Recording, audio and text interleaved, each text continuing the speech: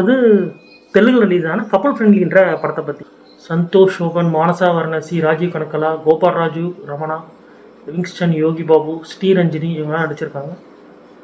Directed by Ashwin Chandrasekar, music by Aditya Ravindran. இந்த மூவியோட story என்ன பார்த்தோம்னா, இது ஒரு நான் லீனியர் பேட்டர்னில் இருக்குது. ஸ்டார்டிங்லேயே சிவான்னு ஒருத்தர் ரேப்பிடோ மாதிரி பைக் புல்லிங் பண்ணிகிட்டு இருக்காரு. அப்போது மித்ரான்னு வேலை தேடிட்டு இருந்த ஒருத்தங்க சென்னையில் அவங்களுக்கு ஆஃபர் கிடைக்கிது. ஆனால் ஜாயினிங் வந்து டிலே ஆகுது. இவங்க 2 பேரும் இவரோட பைக்கில் இவங்க வராங்க. அது சந்தர்ப்ப சூழ்நிலை காரணமாக அவரோட வீட்லேயே தங்க நேரிடுது. அதுக்கப்புறம் 2 பேருக்குள்ள காதல் மலருது. அவங்க பெற்றவங்களுக்கு தெரியுது. இதுக்கப்புறம் அவங்க ஒன்று சேர்ந்தாங்களா இல்லையான்றதான் கதை அப்படின்னு நம்ம நினச்சோம்னா அதுதான் இல்லை. வேற ஒரு ஸ்டோரி ஒன்று எவ்வளோ வந்து பாசிட்டிவ்ஸ் லீட் பேஸோட அந்த chemistry emotional scenes work out ஆகிருக்கு. அங்கங்கே ஃபிலாசபிக்கல் கோட்ஸை அட்வைஸ் மாதிரி இல்லாமல் நல்லா இருந்தது.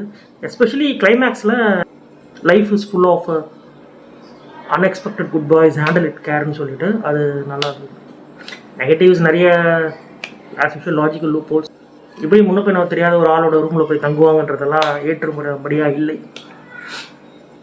லிவிங்ஸ்டன் ஒரு 2-3 சீனில் வருவார், தும்பாதகம்ன்ற கேரக்டரில், அது நல்லா இருந்தது. யோகி பாபு நல்லா பெர்ஃபார்ம் பண்ணியிருந்தார். ஆனால் தெலுங்கு பண்ணாலும் நிறைய போர்ஷன்ஸ் சென்னையில் தான் எடுத்திருந்தாங்க.